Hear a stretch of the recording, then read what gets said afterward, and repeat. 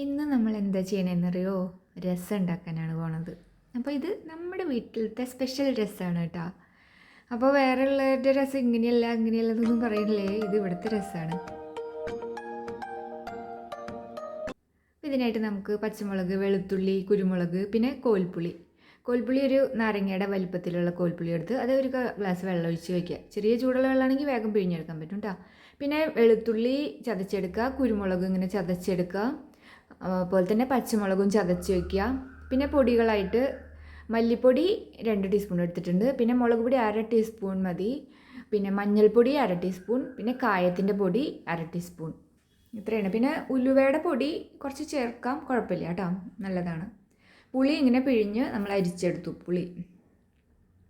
ഇനി പാൻ വയ്ക്കുക, വെളിച്ചെണ്ണ ഒഴിക്കുക, അത് ചൂടാകുമ്പോൾ കടുകിട്ട് പൊട്ടിക്കുക. കടുക് പൊട്ടിക്കഴിയുമ്പോൾ നമ്മുടെ വറ്റൽമുളക് ഇടുക. അപ്പോൾ കടുക് പൊട്ടിക്കഴിഞ്ഞ ഉടനെ തീ സിമ്മിലിടണം കേട്ടോ. ഇനി എല്ലാം സിമ്മിലിട്ടിട്ട് ചെയ്താൽ മതി, അല്ലെങ്കിൽ കരിഞ്ഞു പോകും. പിന്നെ നമ്മുടെ കറിവേപ്പിലയും വെളുത്തുള്ളി ചതച്ചതും പിന്നെ ചുമന്ന മുളക്, പച്ചമുളക് ചതച്ചതും ഒക്കെ ഇട്ടിട്ട് ഒന്ന് വഴറ്റിയെടുക്കാം. തീ കൂട്ടി വയ്ക്കണ്ട, തീ കൂട്ടി വെച്ചാൽ ഇതിൻ്റെ മണം പോവും, കരിഞ്ഞു പോവും. അങ്ങനെ പച്ചമുളകും കൂടെ ചേർത്ത് ഒന്ന് വാടി വരുമ്പോൾ അതിലേക്ക് നമ്മൾ കുരുമുളക് പൊടിച്ചത് ചേർക്കുക. മുഴുവൻ കുരുമുളക് 2 ടീസ്പൂൺ എടുത്ത് പൊടിച്ചതാണ് ഇത് കേട്ടോ, ചതച്ചെടുത്തത്. പിന്നെ നമ്മുടെ പൊടികളും കൂടെ ചേർക്കുക. തീ സിമ്മിൽ തന്നെയാണ്. എന്നിട്ട് ഇത് നന്നായിട്ടൊന്ന് മൂത്ത് വരുമ്പോൾ അതിലേക്ക് നമ്മുടെ പുളിവെള്ളം ഒഴിക്കുക. ഇത് ആദ്യത്തെ പുളിവെള്ളമാണ് കേട്ടോ, 1 കപ്പ് ഒഴിച്ചത്. പിന്നെ അതിൻ്റെ കൊറ്റൻ വീണ്ടും പിഴിഞ്ഞിട്ട് 1 ഗ്ലാസ്സും കൂടെ വെള്ളം ഒഴിച്ചു. പിന്നെ അതിലേക്ക് ആവശ്യമുള്ള ഉപ്പ് ചേർക്കുക. എന്നിട്ട് നമ്മൾ പുളി നോക്കുക, പുളി കൂടി നിൽക്കുകയാണെങ്കിൽ 1 ഗ്ലാസ് വെള്ളം കൂടെ ഒഴിക്കാം നമുക്ക്. പിന്നെ നമ്മളൊരു ചെറിയ കഷ്ണം ശർക്കരയാണ് കേട്ടോ ചേർത്തത്.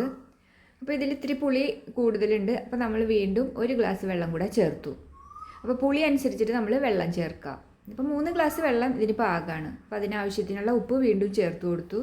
ഇനി അവിടെ ഇരുന്നിട്ട് മീഡിയം ഫ്ലെയിമിൽ വെച്ചിട്ട് തിളയ്ക്കട്ടെ. 5 മിനിറ്റ് തിളച്ചാൽ മതി കേട്ടോ. 5 മിനിറ്റ് തിളച്ച് വരുമ്പോഴേക്കും അത് നന്നായിട്ട് ഇതിൻ്റെ എല്ലാം അതിൽ പിടിച്ചിട്ടുണ്ടാവും, വെള്ളത്തിൽ, കുരുമുളകും വെളുത്തുള്ളിയും ഒക്കെ. അങ്ങനെ നല്ല അടിപൊളി രസമാണ് കേട്ടോ. അപ്പോൾ ഈ രസം ഇഷ്ടപ്പെട്ടെങ്കിൽ ലൈക്ക് ചെയ്യുക, കമൻറ്റ് ചെയ്യുക, സബ്സ്ക്രൈബ് ചെയ്യുക. ഇതുപോലെ ഉണ്ടാക്കി നോക്കാത്തവർ ഒന്ന് ഇതുപോലെ ഉണ്ടാക്കി നോക്കുക. അപ്പോൾ നമുക്കിനി അടുത്ത വീഡിയോയിൽ ഒരു സിമ്പിൾ റെസിപ്പി ആയിട്ട് വീണ്ടും കാണാം. ബൈ.